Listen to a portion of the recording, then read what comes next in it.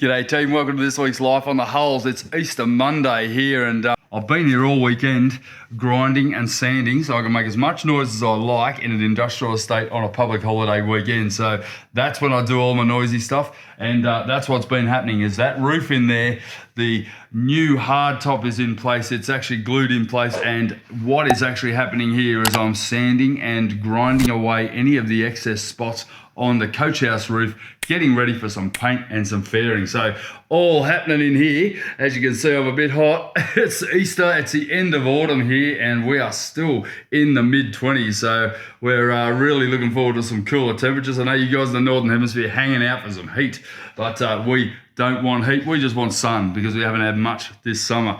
This week I'm going to deal with all the things getting ready for the drop of the deck. Now that was such an important couple of weeks. I've got 2 weeks of prep and Janet's made a list, so I should be worried. Let's get into it.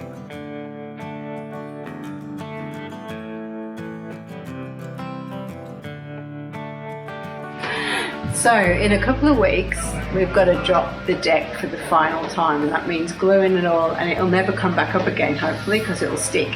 So we've got to make sure we get all the jobs done. So we have been going through the boat front to back, and Moss has been speaking out loud, and I've been making a list for each compartment and what needs to happen in the compartment. So you've got bow compartment, starboard, all the 4 compartments at the front, bow compartment, and so it's things like flow coat the inside, put drain holes in, tab composite angle, sand out, not in this order by the way, and then finally the last thing I'm going to do, apparently my job is the flow coating, and then we're going to put the plastic liner in there so if you drop any glue it's not going to stick to the flow coat.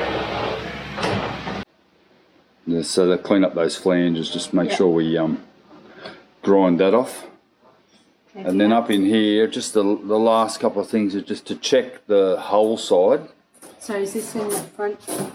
Yeah, just on the whole perimeter of the boat, we just want to check the hull side is nice and flat as I can get it, so that when I put this down to here, that it actually matches. It pretty much matched. It was a couple of centimetres out, and then we've just got to repair on this side, Janet, to some of the slots over the top of the bulkheads, like here, where I've got a hole drilled and I haven't actually finished that laminating, just to make sure that I get that tidied up, because I will be able to get to it, but I'd rather do it while it's in situ now. Yeah, so finished the deck slot repairs. So I've got that on. Yeah, we've got it up on the bow on the other side. And I've got it on this one too. So. Cool, and that's just along this here. We have a couple of holes where there's bulkheads, and I do need to sort of make sure I action those. And then on the starboard bow, I've got to finish the slot because I haven't quite finished that yet. That's probably a job I might try and do in a minute, to be honest. Look, I've been putting it off. It's time to finally do some hard work. Time for me to finally get into a heap of projects that I've been hanging to get into, and the first of which is finishing the port side engine bay bed cover with the engine hatch, and that's what I've got here. There's a ton of other projects I've got to go now. I'm now into it. I'm basically going to cut this engine hatch out now. I can take it into the factory, work on it while I'm doing the other projects up on the boat. And this is going to take quite a bit of work. It has to be physically cut out, and then it has to be rebaited from underneath, and also reinforcement ribs to basically support the bed. And obviously this is the main crucial part of that engine room, so it does need to be done right. So I'm going to basically get into that now. It's nice and early in the morning, it's nice and cool. It's going to be 35 degrees today. I'm going to go home at lunchtime and go for a paddle. Alright, so I'm aiming for a rounded corner here. Obviously I'm going to laminate this and soften it up and toughen it up, but the important thing is we get a bit of a curve on it. So I'm going to bullnose this with a rounding bit with a router, and we'll get that nice and neat. Then I've got to make sure that this fits, but I do need to allow about 3 or 4 millimeters or a hinge thickness is what I'm aiming for, to keep this nice and easy to move. So we'll go with that.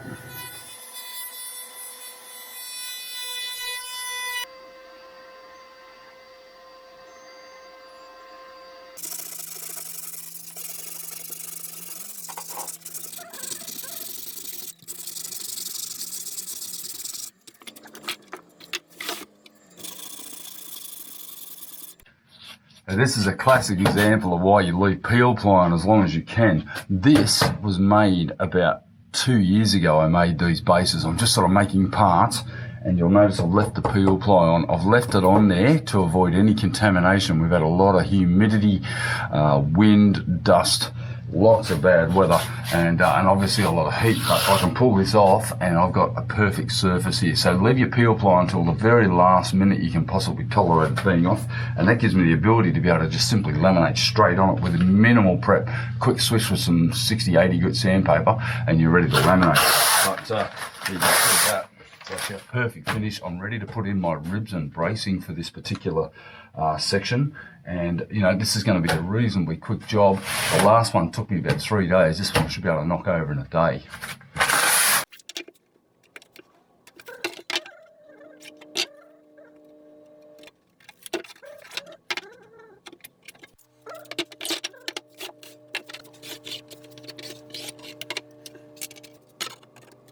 So I'm going to epoxy these in place, leave them weighted, and come back tomorrow. Then I'm going to chamfer or bevel the edges of them, with which to be able to get a nice smooth finishing cloth over the top of them. They're already laminated, so I don't need to do any more, basically, other than to shape them. And they're going to be rounded, so there's no sharp edges when we reach underneath the engine room. But this is a very important bit of bracing for this, because this is actually overhanging and the other side of this is actually attached to the deck. So I've got to support it with something very, very rigid. And 30 mil foam H80 with 4 layers of glass on each side, plus the thickness of this is more than enough to make it rigid for a bed and for a supporting structural member. Right, things are progressing really well here. I've got these glued on. I'm going to leave them for a day, and tomorrow morning I'm going to come in and bevel all of these edges, get them all beveled out at 45 degrees, and give me that nice sort of 1-to-1 ratio, and then I'll be able to laminate this back down and put some finishing cloth on and get this pretty much squared away, and then I can cut the hatch itself. I'm going to call that side done. Essentially, it's all peel plied and all laminated. I've got 2 layers of finishing cloth on that Aerolite 100 gram biaxial, and then I'm going to flip it over, and all the work that has to be done to tie the actual top engine hatch into the existing laminates that I've just put on is going to be tomorrow. I can't do it the Savo. That's basically going to take a little bit of a while to set up, so I'll leave it overnight. I've got a couple of other things I need to attend to the Sav, but certainly that's looking pretty good. Alright, so we're putting in the cleats for the bed bases, and then tomorrow Janet's going to come in and tab these to the wall. So we've already done the port side. You can see them here, they're getting epoxied on. They're only a 20 mil foam with laminate on each side, and then we're going to tab them in place to make sure that we've got not only an epoxy bond, but then also back to our chemistry, so that we can then put the bed base in and tab the bed base both bottom and top to the actual structure of the boat. And but basically I'm putting this composite angle along here as well. This is along the edge of the bulkhead, which will secure it to the bed base. Here's the one you did earlier. And here's one I've done earlier. And that's in there. We'll clean that up, fill all that up, and then we'll be able to tab and tidy that up as well. Oh, actually I've got to put this one on first. I hope you've got enough glue. Yeah, should be enough. This is the biggest one too. I know. Do you need me to make more? I might do that.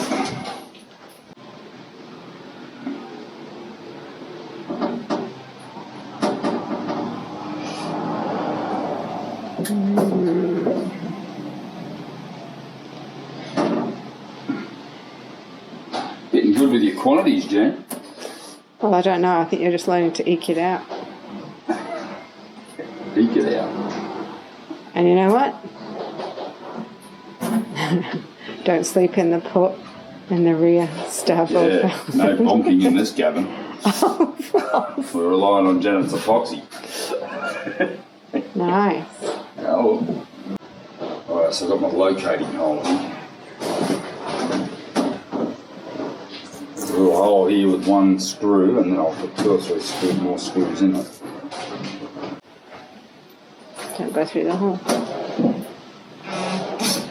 See how it's twisted?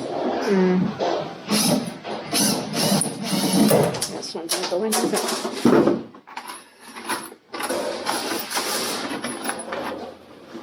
Yeah. Sorry? It may not work. Is it too thick? I think it's got too much of a shredder.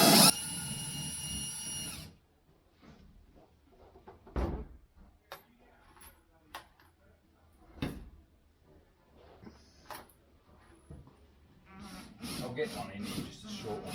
Starting to get bits together now. Yesterday I came in and prepared the bed bases, the cleats that are holding our bed bases in.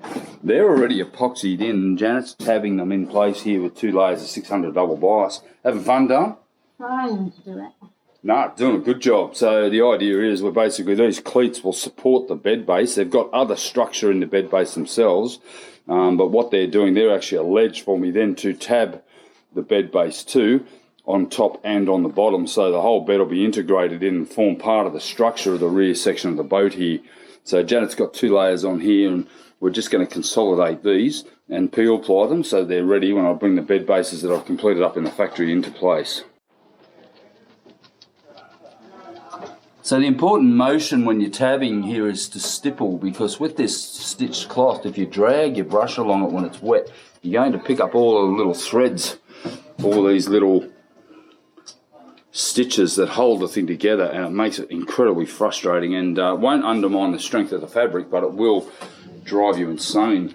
But yeah, stippling like this is really important, because what you're doing is driving the resin right into that fillet that's there, and making sure that it's consolidated, so we're removing all our bubbles. Let's go and check our laminator's going down in here. Oh, beautiful. Look at that. I don't know that beautiful. Oh, good job, that's great. As long as we get the top flat, that's fine. Well done. Great job. Okay, so that's both done now.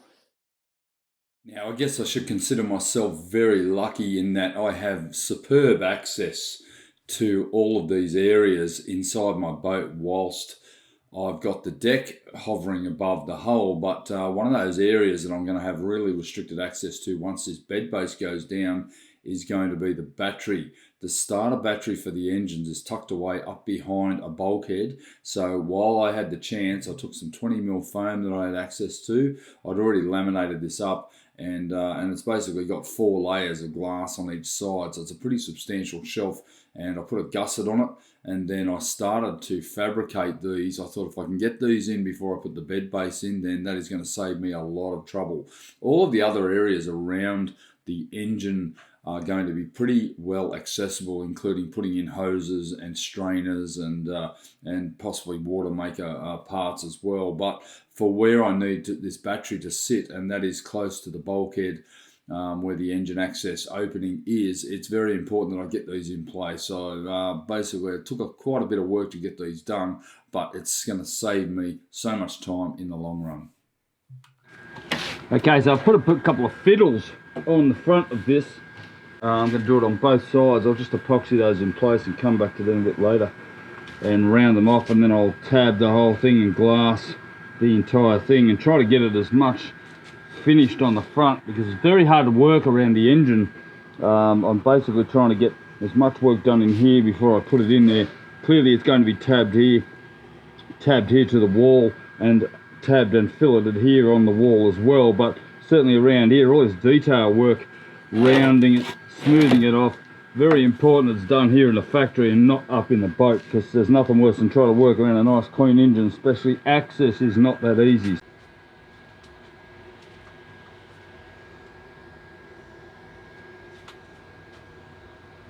Time to glue in my battery shelves. I've got 2 of these. I've got one here. I've already done the other side.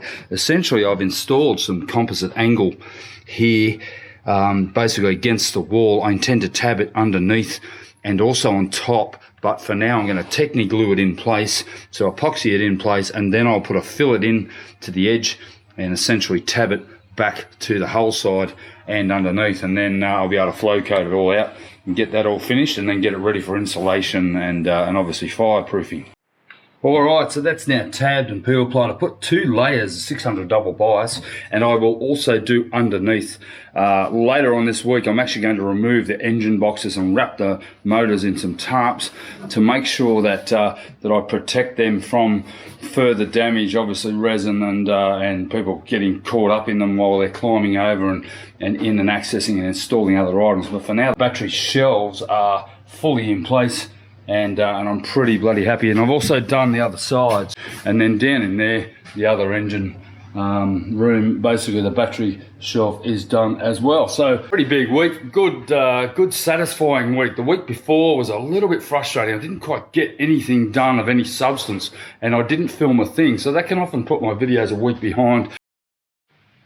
You get to a stage in the build where it's just all about priorities, and right now my priorities are, in 7 days time, I want to drop this deck down forever, and that means wherever I've got lack of access or poor access, or I need to be able to reach something, I need to do it now. So where I'm at is tabbing in these composite angles. Now you see these composite angles, the edges of them are quite sharp. So what I've actually done, I've been in there and sanded this compartment out, and essentially I've done that by sanding the walls and also sanding the bottom edge and feathering it down so that I can now tab the composite angle to the bulkheads all the way around. Now this really isn't necessary because those composite angles are more than enough. They're actually the thickness of the tabbing that I'll be doing in general anyway. However, I want no sharps inside my boat. So what I'm planning to do in here now is I'm going to tab it with 1 layer of 600 double bias, and then I'm going to finish it with a surfboard cloth, which is a beautiful fine finishing cloth that will give it a super smooth finish. Now, why I'm doing that is because when we're jamming sails and fenders and all the other things down inside these hatches, I do not want any chance of them catching and tearing, particularly on sails, and secondly on hands when you're reaching inside. If you get hold of a sharp piece of fiberglass in there, it's not going to end well. You're going to be bleeding all over the place, and pretty much could be life-threatening, I guess, if you caught the wrong part of your body. But yeah, so really important to finish all of the undersides of these tabbings. Now the top is going to be physically glued to the top, and essentially I'm not even convinced I need to tab the top to it, given that there's so much surface area involved here. I've got, you know, over almost about 80 meters of composite angle. It's going to be bonded to the deck, and then it's going to be subsequently tabbed here, here, and everywhere where I can reach. So for now, I'm going to get this vacuumed out. I'm going to get in there and I'm going to tab out all of these composite angles right the way across here. I'll do one every session, and pretty much it's going to be pretty uncomfortable in there, but that's what it needs to be done to get this right. I'm not in for a half-ass finish here. This is where it's going to be to the point where I can rip the peel ply off this work I'm about to do and flow coat out these compartments. So I had the bed bases done up in the factory there, and I need to get them in as well, because particularly this one, I cannot get it in with this closed down. So once it's in for good. So I'm going to get this wooden box out. Sadly, it's going to be destroyed, but that's what it's going to take. The battery shelves are in, and now I've got pretty good access. So once I remove this, I'm going to give this a good vacuum out tomorrow. And then I'll put the bed base back in, and that means when the boys are in here on Saturday with me, we'll be able to sit on there and control the jacks for the lowering of the deck. Pretty exciting, and yeah, and then I can work on all this a bit later on. But yeah,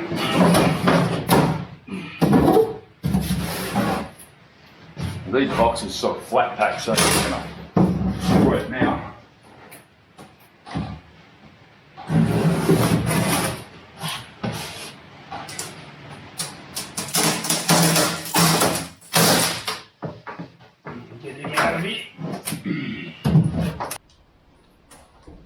Oh, you can actually stand on the battery shelf.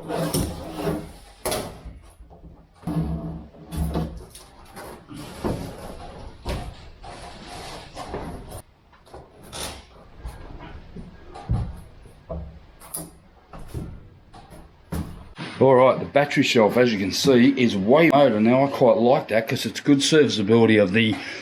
It's very good serviceability of the alternator. This is the hot water manifold, and then this all nice and tabbed in. There's not a thing in this boat that isn't tabbed. And this is 3 layers of 600 double bias holding the shelf in, plus epoxy and composite angle under it, and will also be tabbed from underneath. It's looking fantastic.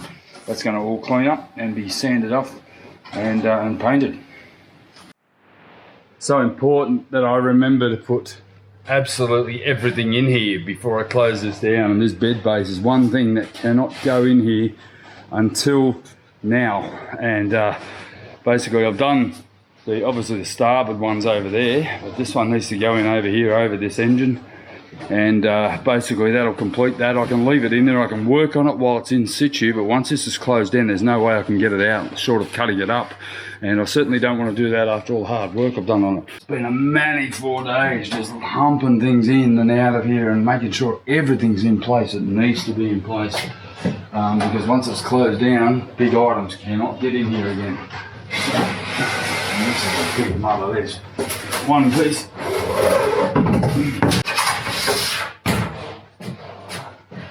It only just fits with the roof up. There we go.